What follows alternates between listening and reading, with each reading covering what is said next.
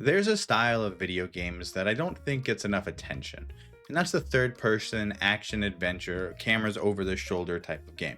Now, I do think these games are made in abundance. There's a lot of them that are out there. In fact, you could probably name three or four of them right now at the top of your head. I know I could.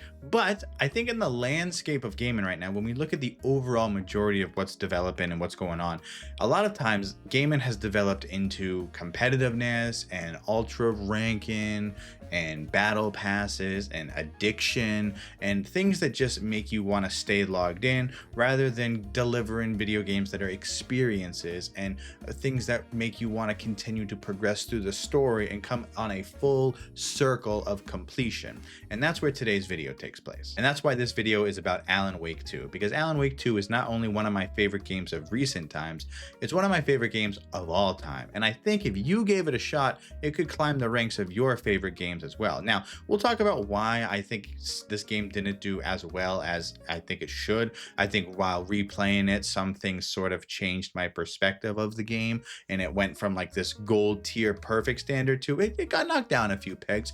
But we'll talk about that in a little bit. But first, I want to talk to you briefly about the entirety of the story on the bare bones minimum of what the story is and what it's all about. Now, couple of things before we get into this part of the video. Number one, this is the director's cut, which is the new game plus version of the game. So it will be different from your first time playing it, but I also think that kind of works in the favor, because if I can convince just one person to go try this game for the first time, then you'll get a completely different experience than what I did for this video. And I think that's really important. So with that being said, sit back, relax. It's a bit of a long video, but enjoy as we talk about why I think Alan Wake 2 is a masterpiece of a video game. You awaken as a naked man, disoriented, cold, and afraid.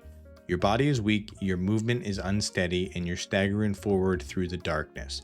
Washed ashore near a forest lake with no memory of how you got there or who you are. Voices echo in your head as lights flicker in the distance. You hear screaming and shouting as you walk towards it. People are running away from you. As you move, the environment itself feels hostile.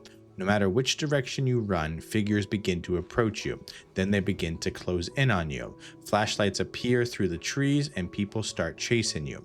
No matter which direction you go, eventually they catch you. You are restrained, surrounded. The scene takes on the appearance of a ritualistic cult sacrifice. A knife is raised and your heart is cut out from your chest. The body is left, lifeless on the table. And then, hard cut. The title card appears. Alan Wake 2 begins. The perspective shifts completely. We are now introduced to the game's two primary protagonists, FBI Special Agent Saga Anderson and her partner, Agent Alex Casey.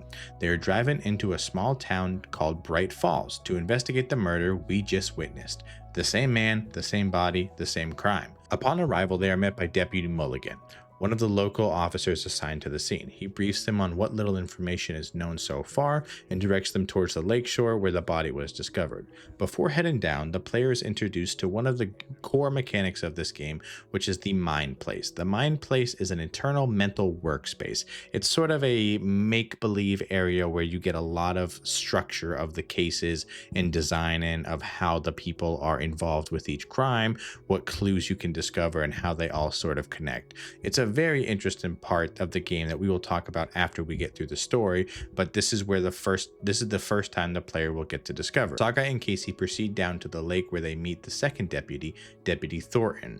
Unlike Mulligan, Thornton is a much more relaxed, more the embodiment of a small town law enforcement officer. His demeanor contrasts sharply with the grim reality of the crime.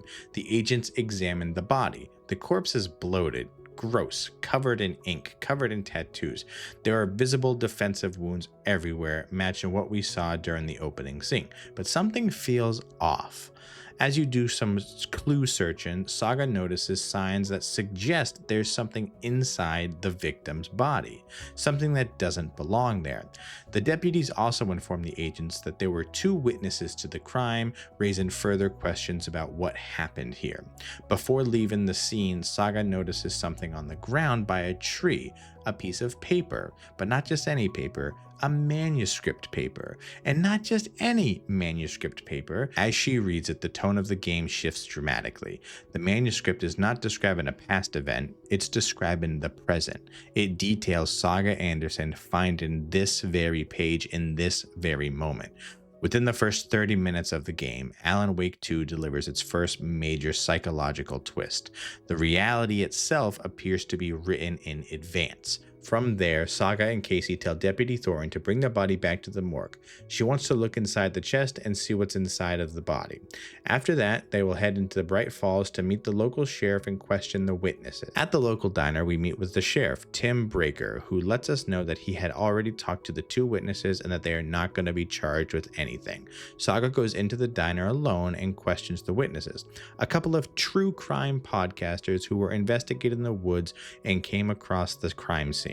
As you continue to question the two witnesses, something feels a little bit off with them. You can't quite put your finger on it, but you know something's up, so you continue to question them, and then the truth comes out. They took something, not just anything, part of the crime scene. They took a necklace with them. After a few more questions and some convincing, you finally get them to give you the necklace, as now you have another piece of evidence. Finish with your questioning and you leave the diner. However, when you leave the diner, there's a waitress who recognizes you. She smiles at you like you are a friend from the past. She shouts your full name, Saga Anderson, and you tell her that she must be confusing you with someone else, even though you have the same name, and she tells you that you must be suffering from a suppressed memory and forgetting about the fact that your daughter drowned in the lake. Another twist that comes out of nowhere. As you leave the diner, you and the sheriff and Casey head back to the police station to finally look at the body, and on your way there, you talk to the sheriff about that waitress, who tells you that she's just kind of a local crazy lady who says the craziest things from time to time. As the player, you can really decide in this moment if you want to believe what the sheriff is telling you or believe what the waitress is telling you. You've already had those shadows of little bit of psychological horror in this game, so would it be so far-fetched to believe something like that? Saga and Casey proceed to the morgue and examine the body more thoroughly. The victim's identified as Nightingale, a former FBI agent who Casey actually knew. Up close, the damage is worse than before. The body shows extensive trauma, defensive wounds confirm a victim was struggling, and then Saga opens the chest cavity a little bit more and her suspicion is confirmed. Inside Nightingale's body is another manuscript page, identical to the one you found earlier down by the tree that described Saga Anderson find in the paper. Except this page is a little bit different because it doesn't describe what's happening in the moment, it describes what's about to happen. It says the lights will go out, Nightingale will wake up, and he will attack. And as the final words are read, the lights go out, panic sets in, but the manuscript offers one more critical detail. Nightingale cannot see you in the light. Lights flicker and Saga uses the illuminated area to stay hidden. Moving carefully until she can retrieve her gun, she raises it up to Nightingale, shoots him multiple times at the bloated, disgusting, walking dead body towards her, and then the body disappears. It vanishes without question, just like that. The threat disappears, leaving behind only questions, fear, and the growing realization that reality in Bright Falls does not operate by normal rules. Chapter 2 begins shortly after Nightingale disappears.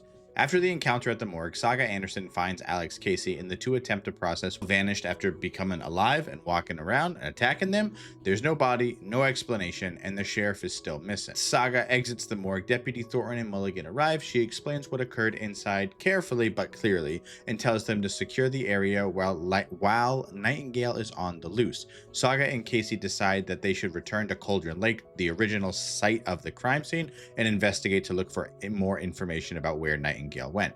On their way back to the vehicle, this is really the player's opportunity to explore Bright Falls a little bit more freely. There are some locals you can speak with, but for the most part, it's about looking around the area and sort of getting yourself an understanding of where everything is. When Saga and Casey arrive back at Cauldron Lake, the environment has changed.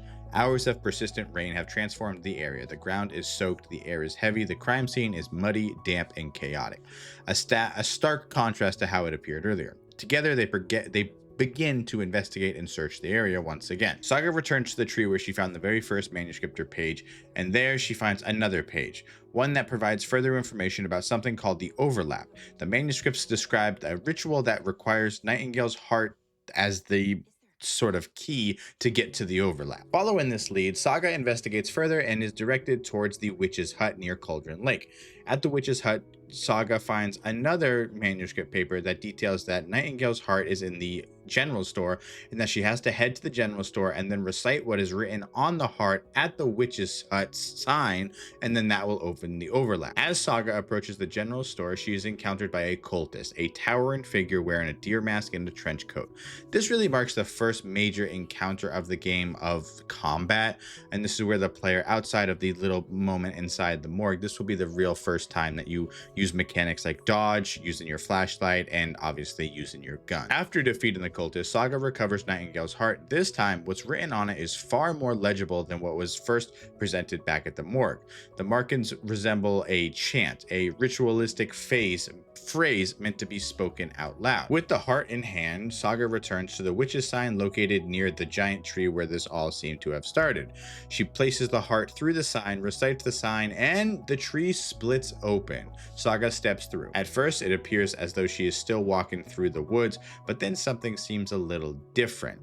Communication with Casey is gone. The environment begins to feel repetitive. Looping around, you're running through the same part of the wood over and over. As Saga continues to run through the overloop, the atmosphere shifts completely. Reality breaks and Nightingale appears. Saga is forced into a major encounter with him. After a long, lengthy fight with him, he suddenly falls down and disappears, and everything snaps back into place. Saga awakens on the shore of Cauldron Lake, but this time she's not alone. Nearby is a man who lies face down. She approaches him and both of them begin to panic and shout at each other. After Saga calms him down, the man looks up at him and she asks him who he is, and he responds with, "My name is Alan Wake." From there, all three of the characters make their way back to town to talk through the case to find out what's real and what might not be. There is some dialogue along this way where Saga Anderson's husband and daughter do get in contact with her, and they talk about how nothing major, don't worry about anything, but it's very clear that something has happened. And when you finally find out what it is, it's a little surprising as you play this game, because you find out that Saga Anderson's daughter fell and hit her head in the bath. But there's one line in this portion of the dialogue that really kind of snaps at you if you are paying attention. And that's when her husband says this. Her head, she has a slight concussion, but I'm keeping an eye on her. Lucky I heard her fall. She could have drowned. And so, knowing what we know now from our first interaction with Rose, it becomes a little surprising. Like, some things are getting pretty coincidental here along the way.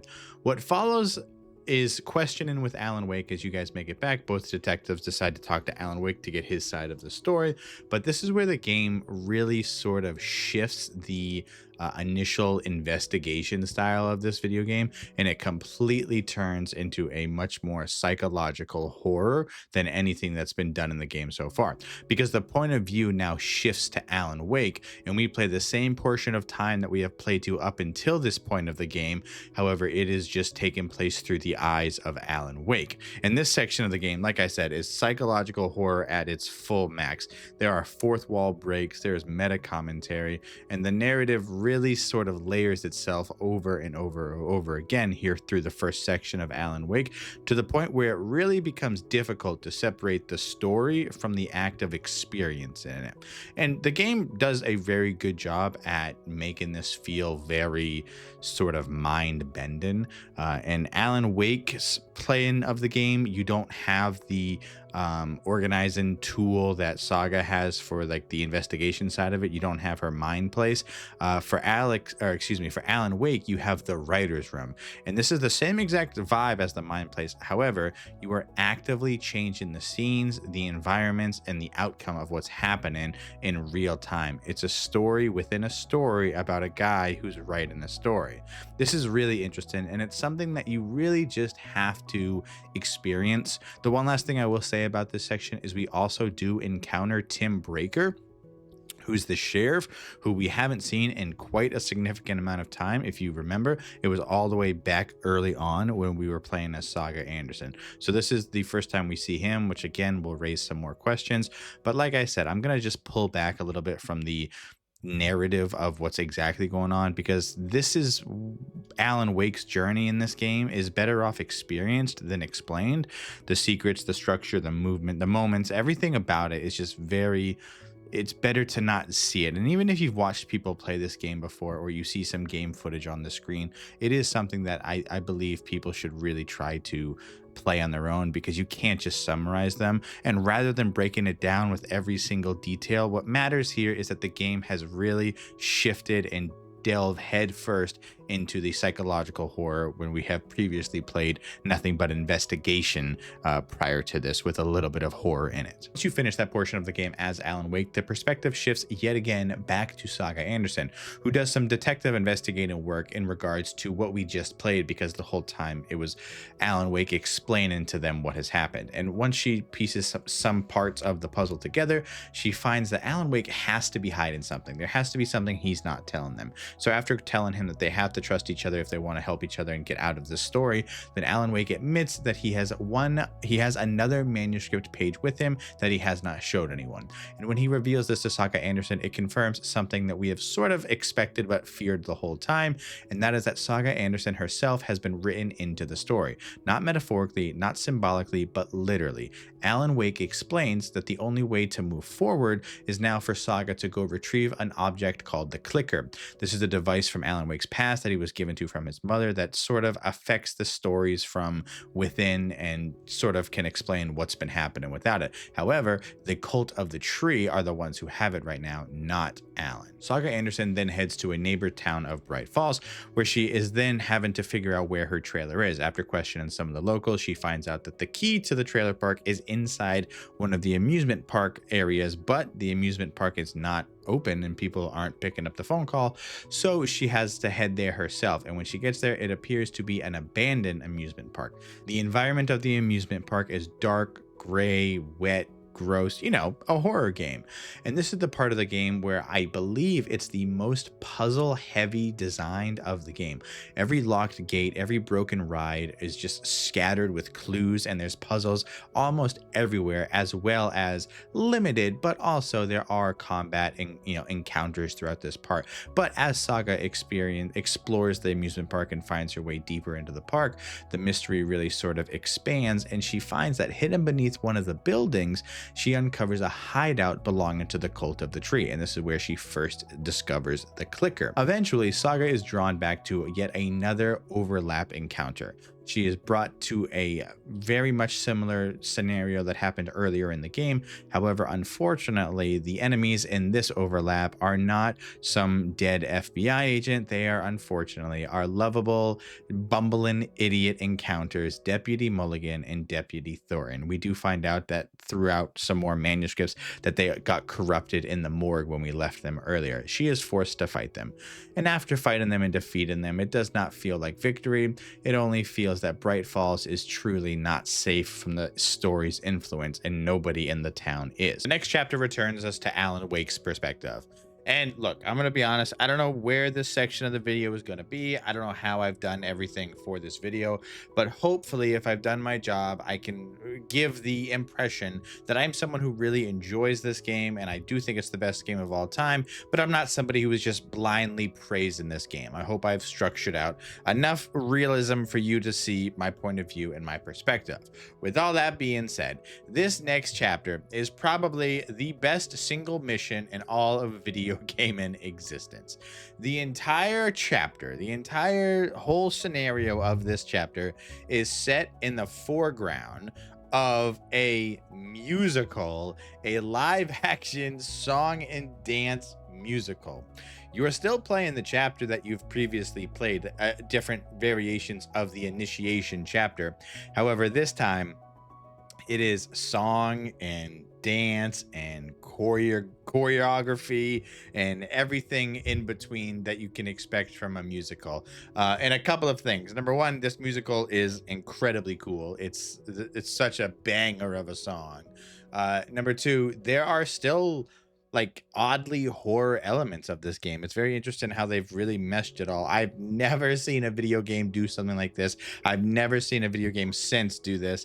And it really just goes to show that as developers taking these bold risks that so many don't do, it really starts to maybe pay off with a game and a mission like this. So it is really cool. As you come to an end of your musical, end of your mission, the chapter closes with a nice somber sort of of song at the end. But this chapter alone was one of my favorite of the entire game, and replaying it again for this video, it made me remember why I liked it so much. After the musical spectacle comes to an end, the game gives us the option to switch between characters we decide to play. On this playthrough, I decided to switch back to Saga Anderson at this point, where she has now done all the stuff she needed to do at the carnival, and she is heading back to talk to Alan and Alex about what she has discovered. On her way back, the perspective shifts yet again to inside the lodge where Alex, Casey, and Alan Wake are talking, and it's calm and relaxed. It's very clear that none of them trust each other, but then the cabin is under attack, and it is attacked by the cultists of the area. There's gunfire and mayhem, and us as Alan Wake black out. When you come to, the lodge is completely destroyed. There's blood, guts, and dead bodies everywhere, and Alan Wake hears gunfire, so he runs towards the gunfire. When he gets to the gunfire, it is an open field where now Saga Anderson has caught up to them, and it is Alex, Casey, Alan Wake, Saga Anderson, and then a helicopter. From the helicopter are people associated with the FBC, and one of those is Agent Estevez, who tells us that we are no longer on the case and that it is time for us to go home, and they take Alan Wake into custody. But she also tells you that they're going to set up operations at the sheriff's station. So after the FBC kicks Saga Anderson off the case, they take Alex, Casey, and Alan Wake with them to the sheriff's station. We are left with more questions than answers, as we have been for the majority of this game. Saga decides that she's going to go speak to the only two people who she believes are still able to tell the difference between the story and what's real: Thor and Odin, her grandfather, or at least they've said they're her grandfather up until this point. So she calls the retirement home to let them know that she is on her way, and they knew that she was coming on her way. She doesn't quite know how she does it, but this chapter is now set inside of the local retirement home in the area. This chapter of the game is packed full with dialogue, character moments, and a surprising amount of humor. We even reunite with Rose, the lovable, crazy waitress we saw earlier, who is now still crazy but working as a nurse. The people inside the home are full of just old people mannerisms. They are silly, goofy, funny, unapologetic, and they're just themselves. Throughout the investigation, Saga discovers that the mind place she has been going to inside her mind throughout the entirety of the game is a real place. It's a space that exists beyond her own, and it's actually a place where she can find out that she can communicate with other people. Two of the people she knows she can communicate with through discovery are Thor and Odin. After we discover that we're not alone in the mind place, we find out that Thor has been taken, and he's close to being fully consumed and becoming one of the Taken himself. The tone of this chapter shifts completely, and we are no longer investigating or looking for answers. We are now trying to rescue Thor from the overlap. But just like all the other overlaps up until this point, we need to find a way to open it. And we find out that the only way we can open it right now is through music. The old gods of Asgard have a record that will open the overlap if we can find it. However, when we go to the museum where it previously once was, it is mysteriously taken. Along the way, we uncover that Rose, the crazy nurse, the crazy waitress, has been hiding something. We don't know what it is directly, but we know that there's something she's not telling us. From our detective work in the mind place, we find out that there's a phrase that we can recite to her that will let her know that we're in on the gig and we're one of the good guys. Now, this is something that ties back to the first game in the series, so I won't spend too much time on it, but we recite the phrase. She lights up with excitement. She gives you the manuscript that you need to enter the overlap, and with a few more puzzles and things done, the overlap opens and we embark on rescuing our grandfather, Thor. Once we rescue Thor from the overlap, the tone and everything sorts of ease up, and we set back to a calmer state than what we once were before. And now Saga decides to go back to the town to talk to the FBC and Alan Wake to finally give him the clicker and hopefully reset the entirety of the story. At this point in the game, it has given us the freedom to decide if we want to play as Alan or Saga and continue the story. And on this playthrough, I decided to play as Alan. And this chapter takes us back to initiation, still searching for a way out and unraveling the rules of this dark place prison you're trapped in as the player. His path leads him to a hotel where the environment is immediately, it just feels wrong, and it's really just kind of like shifting hallways, locked doors, rewritten pages, and everything like that. It's pretty fun. It sort of feels like an homage to The Shining, if you have ever seen that movie. But this sequence is fully puzzly, and it's just a cool like tight spot, claustrophobic type of a segment of the game. But eventually we get the doors unlocked, and inside one of the rooms we meet a gentleman by the name of Zane, who looks eerie similar to our protagonist Alan Wake. And this is a live action part of the game as well.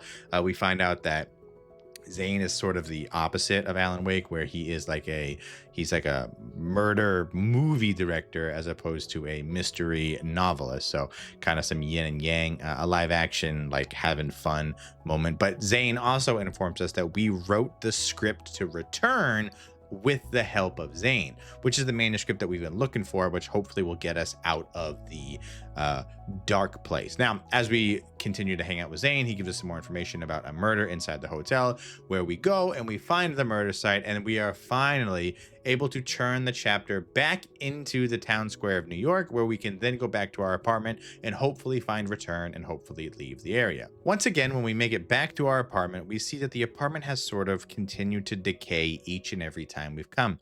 And I'm not going to spend a lot of time talking about this because there is a couple of things in the story that I feel, even with a video like this, it's still better experienced rather than told.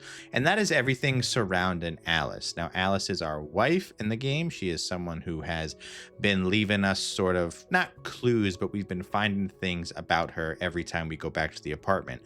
And it is, in my opinion, I think it's the most psychological horror part of the game because it's so much more believable than everything else. Because we watch these live action videos of a woman who is just descending into darkness. Later on in the video, I probably will spoil the ending because it's you just can't not talk about it.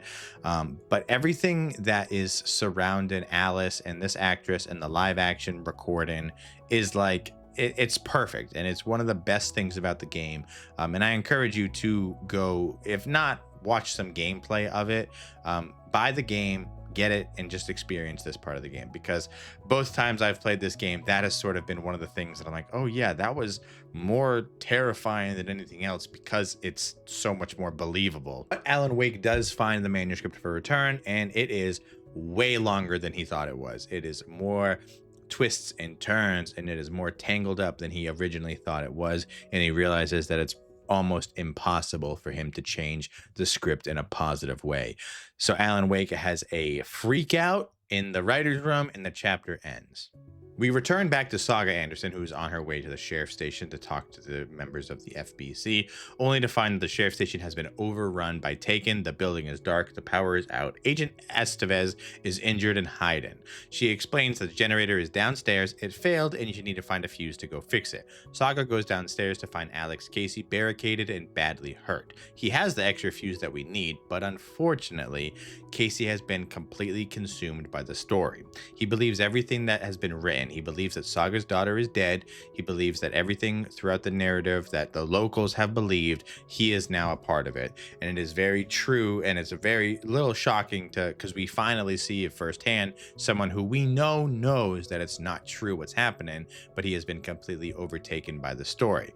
Alan Wake is upstairs in the cells. After we get the power on, we finally go to give him the clicker, and Saga believes that this will finally bring an end to the story. And this is where Alan Wake 2 pulls the rug out from under us completely.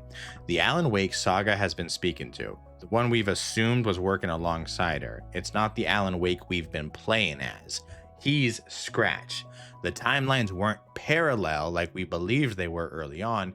They've been overlapping. We have not been working alongside each other. We have been chasing each other. And the Alan Wake we've been controlling has been trying to escape the dark place, while the Alan Wake that Saga Anderson has been talking to is Scratch, who has already escaped. The villain has been here the entire time. Massive boss battle happens outside of the sheriff's station. After a tense fight, Scratch fades into darkness, disappearing. Yet again, Saga realizes that she must return to Cauldron Lake, where the first overlap was, and she must amplify the overlap and then use the clicker to finally bring Alan Wake into this reality. Along the way, she calls her grandfather to tell him to assemble the band back together, and with the help of the FBC and Alex Casey, they face a climactic horde battle. But before that, we do jump back one last time with Alan in the dark place, where he does initiation for his final time. And this time, the masks are gone. Everything is out in the open, and our super late night show host cool guy Orland Dorr finally admits that he's been fully aware of everything that's been happening the entire time. He has just been indulging Alan for his own selfish reasons that you can find out later. Alan confronts Zane one last time, and he confesses that Zane knows he's been working with Scratch as opposed to Alan. Alan ends the confrontation with a bullet between the eyes. There's some hidden stuff that happens between this, but I'll let you figure that out when you play it. Alan Wake finds one last murder site, and then he heads back to his apartment. And this is where the final arc of Alice comes to an end. And this is where I was talking about it becomes really sort of more than psychological horror, because this is so sort of grounded in reality. So if YouTube allows it, I will play the final parts of Alice's arc for you to watch on screen right now. If not, it'll probably still be playing just with some music. And after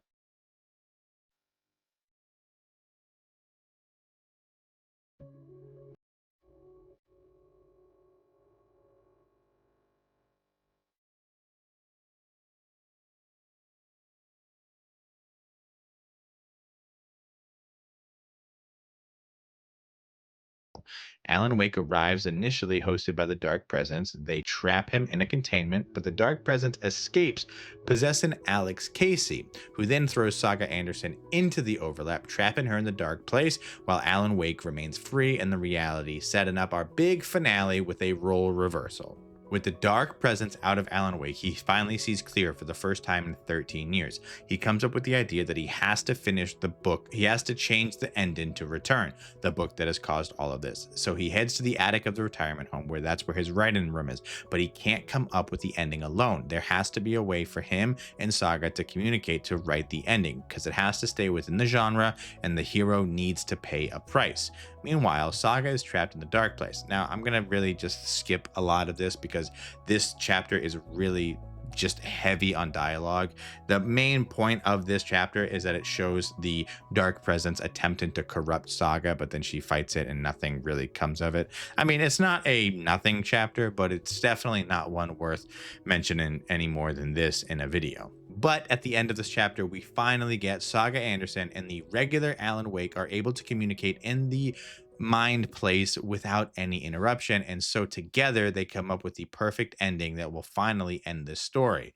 With that, they go to the writer's room in reality, and Saga Anderson, Alan Wake are writing the final part of Return. However, Alex Casey shows up with the Dark Presence in him. Alan Wake stands up and eggs him onto him, and the Dark Presence leaves Alex Casey, goes back into Alan Wake, and with that, Saga takes a gun with a bullet of light and shoots him in the head, and it kills the Dark Presence. And with that, Alex Casey is asking Saga if it is over. Is it finally over? She takes out her phone, calls Logan to confirm that she is still alive, and Logan cries on the phone, saying she had a terrible nightmare. And with that, Alan Wake 2 comes to its conclusion. And that is Alan Wake 2. Now, that is the bare bones minimum main quest storyline from start to finish of the final draft, which is the new game plus version of this game. If you're playing it for the first time, then it will be a different story. If you're playing it for any amount, new game plus, whatever, it will most likely be different than your experience. But that is sort of the baseline, bare bones of what the story is. Now, there are still hours of content that I did not talk about in this video. There's side quests, there's exploration, there's dialogue with more NPCs, there's dozens of other things that you could do throughout your experience, but I just wanted to show sort of a baseline of what the game is from the main story from start to finish. But now it's time to talk about the strengths, the weaknesses, the things I'm most excited about moving forward with this game, and anything else I can think. So let's start with one of the biggest strengths to me while I played this game, and that's just the combat. I think the combat system, although it's really simple and streamlined, you just hit a button and grab your weapon, and there's not that many different weapons. You have like a handgun and a shotgun and a crossbow. I do think that that's enough variety for it to never get stale. The combat does this thing that is very similar to other horror games. I think like Resident Evil is a good example, when like it's one good guy versus one or two bad guys, and that is like the perfect combat, because it's still enough that you have to think of a strategy and how to handle him, but it's not enough that you feel like you're getting overwhelmed rapidly. Now, there are times in the game, like down at the lake when you go back into the overlap later on in the game, where I do think that becomes a little too much. The horde is really starting to overwhelm you, and it starts to feel a little not fun.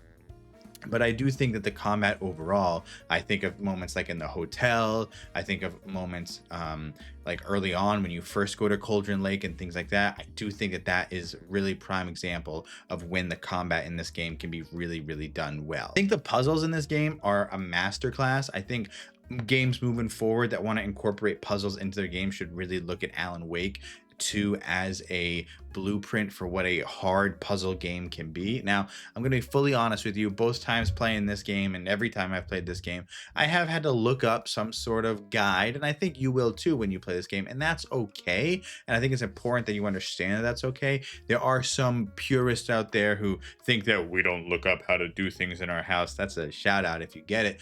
But I just think that there's an okay, you're okay to look up the answers to puzzles if it progresses the story. It's your game, it's your playthrough. Do with it how you want. But a lot of them are self-explanatory if you take the time to learn them, if you take the time to really gather your surroundings. There are some that just feel, especially with Alan, I think sometimes it can get confusing when you have to sort of change the scenes of areas. I do think that is something that might be better if you do just look up a guide. And again, I don't necessarily think that's a terrible take. I just think it's something that you should experience, because would you rather look up a guide and progress or get frustrated and stop playing the game? I know what answer I would want if it was my video game. Now, the visuals and graphics of this game are perfect. They are so smooth, so good. But I've said this before, that if you're going to compliment a game's graphics in modern games, it's kind of like it should be expected for games to look good. We have all the technology and everything is advanced to the point where graphics and improved visuals are not really the big things that we're looking for with video games. But it does stand out really well, especially when you look at this game did come out about 3 years ago at the point of this. And obviously, I just think the story as a whole is a really good story. It's a really good plus. I think you'd be very hard pressed to find people who don't get captivated by the story. There are some moments where it becomes kind of slower pace, and I can see how maybe you disconnect. In fact, I disconnected a few times as well playing this game. But I do think that overall the story itself is a very, very good one, so long as you can keep up with it and you can give the game the attention it needs and deserves for you to stay on track with the story. Now, the game is not a 10 out of 10, and coming back to play it for this video, it proved to me that it's really not a 10 out of 10 game. I do think it's one of the best games ever, but I don't think it's as high praised as I had when I initially thought of making this video.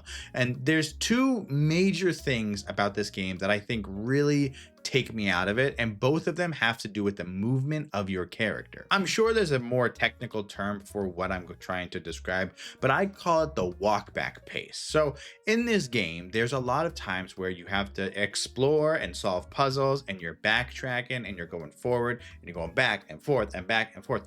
The pace in which your character moves while doing that is so dreadfully slow. The biggest one that I think of both times when I played this game was the carnival scene when you're playing as Saga Anderson. This whole area, the whole area of the carnival is just puzzle after puzzle after puzzle, and you have to go back and forth and up, down, and you have to crawl through things, and you have to climb over ledges, and it's just this repetition of pace, and that's fine, except your movement speed is so slow. It will take you out of the game. I guarantee everyone who plays this game on that level specifically will have some sort of dread and some sort of like frustration from it. And the other bad thing about the movement has to do with the running. Well, it's more like a light jog that you can do. You can walk or you can kind of light jog. And when you kind of light jog, you toggle, right? So if you're on controller, let me grab my controller and show you. If you're on the controller and you're jogging, you press the button, okay? So you're walking, press the button, now you're jogging. The thing is that the speed between the walk and the jog is very, very small. So what happens is when you're in combat and you're fighting, much like the latter part of the game where we talked about like the levels down at Cauldron Lake, when you're getting a horde rushed at you and you're walking and you think that you're running, so you press the button, but you were running or jogging, so then you stop and your character just kind of slows down and stops and gets stuck, then you get hit and you die. That is without a doubt The main reason I died in this game was because I couldn't tell if I was jogging or walking because I had it toggled on. And if I pressed it again, I just stopped and the taking caught up to me and they killed me. Now, I'm sure you can fix this in the settings, but if we're talking base level where the game was plug and play ready to go, it was a really frustrating thing that happened every time I played this game. Also, the pacing of the ending part of this game, I felt like it was really, really rushed. When you look at the start of the game, when your first 3 chapters, you can easily play over 3 hours when it comes to exploration, taking your time, investigating, and doing everything that you can as a new player for the game to really hook you in. That can take you well over, like I said, 3 hours. The last 3 chapters, without speed running, I think I beat in less than an hour. And so that really sort of does this huge build up and then just kind of ends the game. And so I don't think it's a bad thing on the story. I just wish there was more to it, or there was more around it. Now, of course, there are other things you can do in between those missions, but like I said, for this video, I was really just trying to play from start to finish and give you guys some content. So, but that's it. That's pretty much it. That's the big negatives about the game. I lied. I have one more thing. So unless you're coming into this game with your monocle on and your detective little cigar or whatever that detectives have, then this game is going to bore you in the mine place. And that's exactly what happened every time I play this game. I like the idea of the mine place in principle, a place where you can put your thoughts and your clues and everything together and it maps out. The problem is it is so big in this game. You have like 13 cases by the end of the game. None of them are complete. And then you have like 1,000 clues. No matter what you're doing in the game, if you have to go to the mine place, it will slow down everything. It'll stop the momentum, it'll stop the flow of the game, and you'll be sitting on your game or whatever, and you'll just be clicking button after button after button, trying to just match the clues to just get back to the game.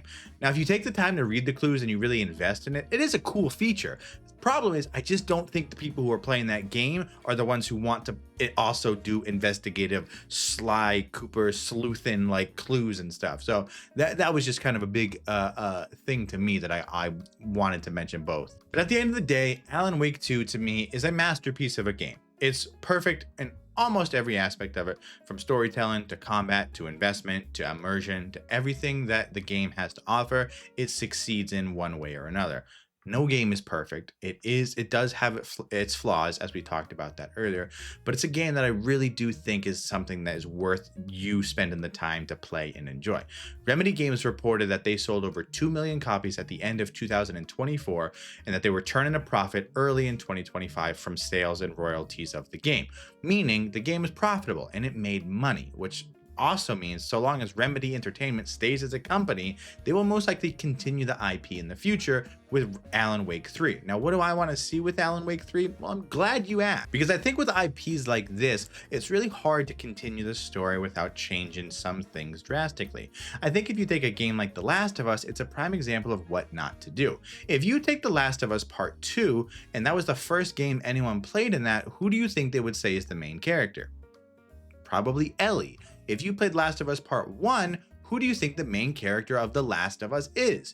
You would probably say Joel. So what do they do with a third one for that game? Because you've had 2 main protagonists just set in the same world. At that point, I don't know if that's really worth the story, or if you could just create different IPs. I think it's very similar to Alan Wake. What do you create in Alan Wake 3? Sure, you could just do a new story, but look at Alan at the end of the story. His wife is dead, he's ruined the lives of countless people over the last 13 years, and now he's finally free and he can do anything he wants. I don't think he'll return to writing. I think he'll go do his own thing. There are DLCs for the game that focus on other characters that you play, and I think there could be a cool game within like the Zane character world, so that would be interesting. But for the game itself, I think it would be okay if we just sort of put the game to bed and we don't rely on the IP to move forward. I think this is a good example of a 1-2 game that could just be the end. But you do have games that have changed their protagonists as the series progresses. Games like Resident Evil, games like Silent Hill, which do fit in this genre. I can see it sort of falling into that. I won't be disappointed if an Alan Wake 3 comes out, although there are rumors that there is one confirmed for 2029, and I'll probably be in a retirement home by then, waiting for Grand Theft Auto to come out. So I don't know if I'll be as hyped now then as I would be now for it. So I'm excited to see what it is. But that's it. This was my longest video I've ever made on YouTube in general. As someone who's been posting off and on for 10 years, it was pretty ambitious for me to try to do something like this. Of course, it's not a great, perfect video. I think there are good parts of it, and I'm proud of the video that I posted, but it would really mean a lot to me if you showed some support, whether that's watching till the end, liking the video, subscribing, sharing it with some friends, or just giving any sort of feedback on it down in the comments. And because of that, here's what I sort of want to do, okay? I'm not financially Mr. Beast over here, but I do want to give appreciation to people who watch this video. So if you've watched it and you like the video and you're subscribed, I'd like to enter you into a raffle for giving away Alan Wake 1 and 2 as a bundle. And I would really appreciate it if you joined the Discord as well, which would probably make it a bit easier to keep track of how everyone does it. So like, comment, subscribe, enter into a chance for you to win Alan Wake 1 and 2 as a bundle. Join the Discord and I will most likely be more happy. But that's it, everybody. Thank you so much for watching the entirety of the video. I really appreciate you taking the time out of your busy life to watch it, whether you were in a car listening to the audio or you watched my mutt face talk about it for as long as this video has been going on. I will see you guys in the next video, and goodbye.